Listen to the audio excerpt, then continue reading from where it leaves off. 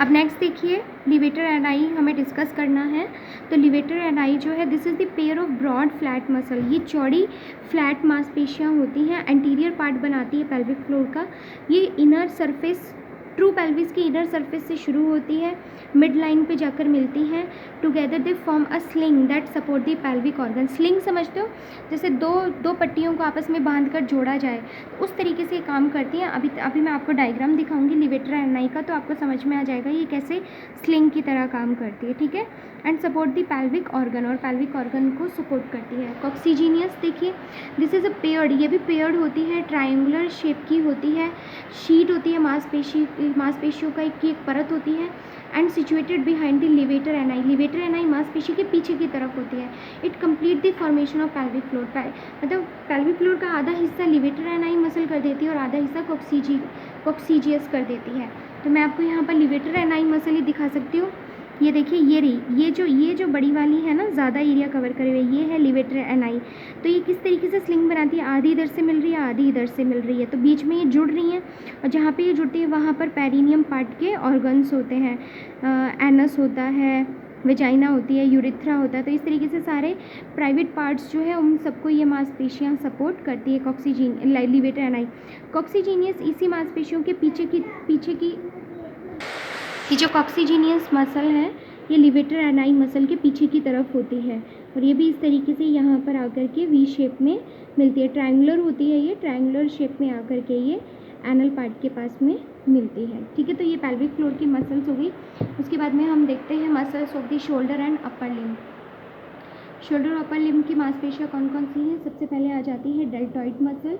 Deltoid muscles जो है, these muscle fibre originate from the clavicle. ये क्लैविकल बोन से शुरू होते हैं और एक्रोमियन प्रोसेस तक जाते हैं, फिर स्कैपुला को कवर करते हुए शोल्डर जॉइंट को पूरे को कवर कर लेते हैं, ठीक है। डेल्टॉइड मसल सब काफ़ी बड़ी मसल होती है, और जो भी इंजेक्शंस होते हैं हाथ में लगते हैं वो भी डेल्टॉइड मसल में ही लगते हैं।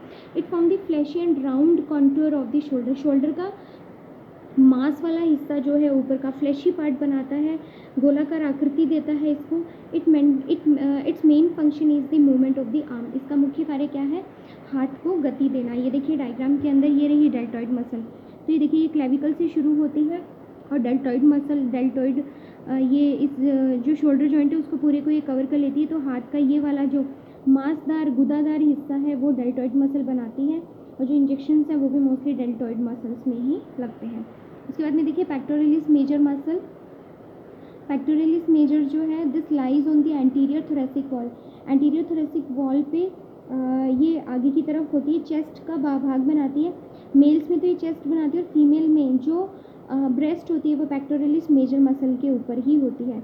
It originate from the middle third of the clavicle. ये भी क्लेविकल से निकलती है, स्टर्नम को कवर करते हुए ह्यूमरस की ग्रूव में, मतलब ह्यूमरस में जाकर के ये ख़त्म होती है। It flex and adduct the arm. ये हाथ को फ्लेक्स करने का और बॉडी से दूर लेके जाने का काम। ये देखिए पेक्टोरलिस मेजर मसल, ये देखिए ये इसके अंदर आके ये आर्म जो है आपकी अंडर आर्म के अंदर जाकर ख़त्म होती है, और ये ओरिजिनेट होती है क्लेविकल से और स्टर्नम से। तो ये इस तरीके से निकलती है, और ये हाथ के मूवमेंट का ही काम करती है।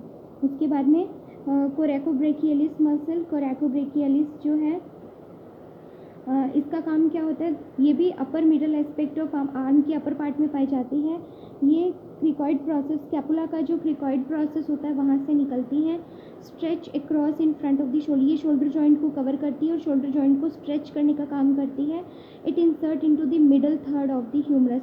ह्यूमरस बोन जो है उसके मिडल थर्ड को कवर करती है और शोल्डर जॉइंट को फ्लेक्स करने का काम करती है। ये देखिए क्रिकोब्रेकियालिस मसल, क्रिकोब्रेकियालिस कोरेको, ये यहाँ पर होती है इस तरीके से, ठीक है। ये दिख रही है ये मांसपेशी। तो ये जो फोर आर्म है उसका 2/3 पोर्शन ये कवर करती है, ठीक है। ये कोरेकोब्रेकियालिस यहाँ तक पाई जाएगी, ठीक है। उसके बाद में नेक्स्ट देखिए biceps. This lies on the anterior aspect of the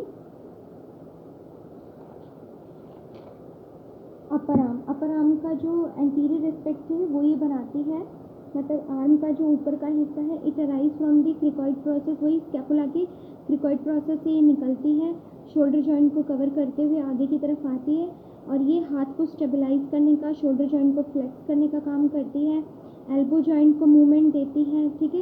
elbow joint के फ्लेक्शन और सुपाइनेशन में ये हेल्प करती है। ये देखिए बाइसेप्स, जो बोलते हैं ना डोले, बोलते हैं ना जिम करने से डोले बनते हैं, बाइसेप्स बनती हैं, तो ये होती है वो बाइसेप्स मसल, ठीक है। ये देखिए शोल्डर, ये वहीं से निकलती है, स्कैपुला से निकलती है, और उसके बाद में ये यहाँ पर एंकल जॉइंट पर आकर के ये ख़त्म होती है। ये है बाइसेप्स। फिर उसके बाद में नेक्स्ट देखिए ट्राइसेप्स। ट्राइसेप्स जो है वो बाइसेप्स के पीछे की तरफ होती है। This lies on the posterior aspect of the humerus. Humerus जो है उसके पीछे की तरफ ही पाई जाती है। It help to stabilise the shoulder joint. Shoulder joint को हिलने डुलने नहीं देती। इसके अलावा abduction in the arm, adduction sorry, हाथ को बॉडी के पास लाने का काम करती है, और एल्बो जॉइंट को एक्सटेंड करने का काम करती है। उसके बाद में देखिए मैं ट्राइसेप्स दिखा देती हूँ। इसके अंदर एक चीज़ समझने की कोशिश करिएगा, इधर वाला जो है ये आगे का हिस्सा है, इधर वाला जो है ये पीछे का हिस्सा है। इसमें हाथ सीधा दिखा रखा है, इसमें हाथ उल्टा दिखा रखा है। ये देखिए ये उल्टा पोर्शन है, ये सीधा पोर्शन है। तो यहाँ पर आगे की तरफ बाइसेप्स होती है और पीछे की तरफ कौन सी होती है, ट्राइसेप्स होती है, ठीक है। तो ये भी क्या करते हैं, शोल्डर जॉइंट को एडक्ट करने का और एल्बो जॉइंट को फ्लेक्स करने का काम करते हैं। फिर उसके बाद में नेक्स्ट देखिए ब्रेकियोरेडियलिस। ब्रेकियोरेडियलिस जो है it originate on the distal end of the humerus. Humerus के अंतिम छोर से निकलती है। फिर लेटरल एपिकोंडाइल, रेडियस के अंदर, रेडियस का जो लेटरल एपिकोंडाइल होता है वहाँ पर ख़त्म होती है। जब ये कॉन्ट्रैक्ट करती है तो एल्बो जॉइंट फ्लेक्स होता है, ठीक है। ब्रेकियोरेडियलिस दिखा देती हूँ मैं आपको। ये देखिए उल्टे हाथ में इस तरीके से ये आगे की तरफ दिखाई देती है, और सीधा हाथ हो तो सीधे हाथ में ये इस तरीके से आगे की तरफ दिखाई देती है, ठीक है। उसके बाद में नेक्स्ट देखिए प्रोनेटर क्वाड्रेटस। प्रोनेटर के अंदर दिस स्क्वायर शेप, ये स्क्वायर शेप मसल होती है। ये इसका काम क्या होता है, मेन मसल जो है ये हाथ के प्रोनेशन और सुपाइनेशन। हाथ का प्रोनेशन ऐसे, हाथ अगर इस तरीके से है तो ये क्या कहलाता है, प्रोनेशन, और इस तरीके से है तो सुपाइनेशन, ठीक है। तो प्रोनेशन में काम करती है इस and has attachment on the lower section of the both of the radius और अल्ना। रेडियस और अल्ना के नीचे वाले पार्ट्स को जोड़ने का काम भी करती है, ठीक है। तो ये देखिए यहाँ पर प्रोनेटर क्वाड्रेटस बोन जो है, ये देखिए यहाँ पर ये प्रोनेटर क्वाड्रेटस बोन है, ये पतली पतली स्लीव्स जो दिख रही हैं, ठीक है। इनका काम क्या होता है, लोअर पार्ट में रेडियस और अल्ना को जोड़ने का काम होता है। फिर pronator teres. Pronator teres muscle का काम क्या होता है, this is the oblique across the upper third in front of the forearm. Forearm के अपर थर्ड को कवर करती है। रेडियो अल्नर जॉइंट के मूवमेंट में हेल्प करती है।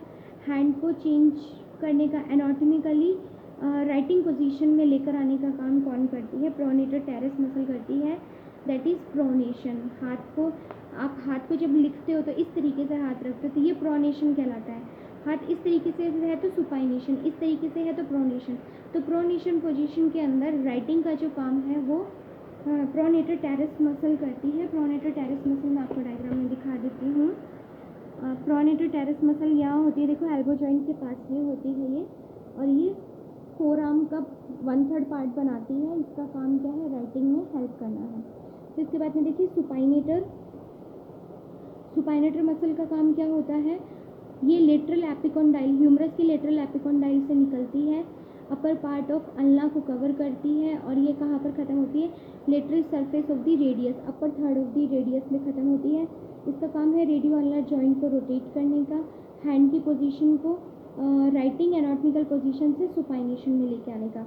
मतलब देखिए प्रोनेटर टेरस तो क्या करती है, एनाटॉमिकल पोजीशन से प्रोनेशन में लेकर जाती है, और सुपाइनेटर क्या करती है, राइटिंग पोजीशन मतलब प्रोनेशन से सुपाइनेशन में लेकर आती है। यानी कि आपका हाथ नॉर्मल पोजीशन में सुपाइनेटर लेकर जाता है और राइटिंग पोजीशन में प्रोनेटर लेकर जाता है, ठीक है। फिर उसके बाद में नेक्स्ट देखिए आप flexor कार्पी radialis. Flexor कार्पी radialis muscle का काम क्या है, this lies on the anterior surface of the forearm. Forearm के आगे के हिस्से में पाई जाती है ये वाली मसल, और flexor carpi ulnaris radialis sorry, ठीक है। और इसका it flex the wrist joint, ये रिस्ट जॉइंट कलाई का जो जॉइंट है उसको मोड़ने का काम करती है।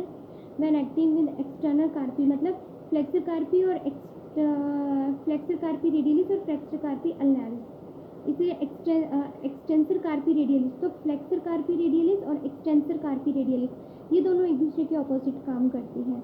इसी तरीके से फ्लेक्सर कार्पी अल्नारिस और एक्सटेंसर कार्पी अल्नारिस ये दोनों एक दूसरे के ऑपोजिट काम करती हैं।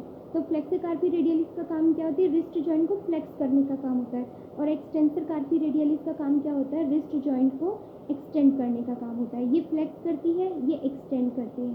इसी तरीके से फ्लेक्सर कार्पी अल्नारिस का काम क्या होता है, ये रिस्ट जॉइंट को अडक्ट करने का काम करती है, जबकि एक्सटेंसर कार्पी रेडियलिस क्या करेगी, एबडक्ट करने का काम करेगी। इस तरीके से ये चारों जो है मांसपेशियाँ वो रिस्ट जॉइंट को मूवमेंट देती हैं, चाहे वो एबडक्शन हो, अडक्शन हो, या फिर फ्लेक्शन हो या एक्सटेंशन हो। उसके बाद में है palmaris longus. Palmaris longus muscle क्या करती है, this muscle resist shearing force that might pull the skin and fascia of the palm. ये हथेली की मांसपेशियाँ बनाती हैं, ठीक है, और हथेली की मांसपेशियों को रिस्ट जॉइंट के साथ जोड़ती है और मूवमेंट देती है हथेली की मांसपेशियों को। फिर extensor digitorum, extensor digitorum muscle का काम क्या होता है, extensor digitorum, this muscle originate on the lateral epicondyle of the humerus के लेटरल एपिकोंडाइल से निकलती है, ठीक है। उसके बाद में एल्बो रिस्ट जॉइंट को कवर करती है। फिर उसके बाद में ये नीचे जाकर 4 टेंडन्स में डिवाइड हो जाती है, जो टेंडन प्रत्येक फिंगर में जाता है। एक्सटेंसर डिजिटोरियम जो है इसके चार टेंडन निकलते हैं, चारों टेंडन चारों उंगलियों में जाते हैं। Action of this muscle can extend elbow, इसका काम क्या है, एल्बो जॉइंट को एक्सटेंड करना, रिस्ट और फिंगर जॉइंट को भी एक्सटेंड करना। अब देखिए मैं आपको डायग्राम में थोड़ा सा दिखा देती हूँ। ये देखिए, ये तो एक्सटेंसर डिजिटोरियम है, ये फ्लेक्सर कार्पी अल्नारिस है, ये एक्सटेंसर कार्पी रेडियलिस है, ये एक्सटेंसर कार्पी अल्नारिस है, ठीक है। तो ये सारी जो है ये फोर आर्म की मांसपेशियाँ होती हैं, इनका काम क्या है, फोर आर्म को और रिस्ट जॉइंट को मूवमेंट देना। उसके बाद में नेक्स्ट जो मसल्स हैं फिंगर मूवमेंट को कंट्रोल करती हैं, वो मसल्स जो है हम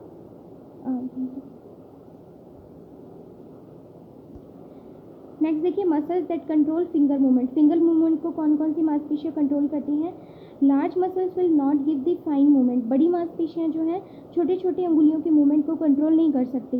तो स्मॉल मसल्स होती हैं जो कहाँ से निकलती हैं, कार्पल मेटाकार्पल बोन को जो मसल सप्लाई करती है, वहीं से छोटे छोटे टीनी टेंडन्स में टेंडिनियस अटैचमेंट होते हैं, छोटे छोटे टेंडन निकलते हैं जो इन उंगलियों को सप्लाई करते हैं। फेलेंजेस मतलब इन उंगलियों को जो है यहाँ पर सप्लाई करते हैं, ठीक है। ये मसल फाइबर्स जो हैं ये फिंगर्स को देखिए, इससे ज़्यादा फिंगर्स पीछे की तरफ नहीं मुड़ सकती, सिर्फ फ्लेक्स कर सकती हैं ये फिंगर्स को। एक्सटेंड सिर्फ इतनी होती है, इसके पीछे की तरफ हाथ का मूवमेंट, उंगलियों का मूवमेंट नहीं जाता। तो फिंगर्स के फाइन मूवमेंट्स जो हैं छोटे छोटे टेंडन कंट्रोल करते हैं, बड़ी मसल्स जो हैं इनको सप्लाई नहीं करती। नेक्स्ट वीडियो में हम हिप और लोअर लिम्ब की मसल्स देखेंगे।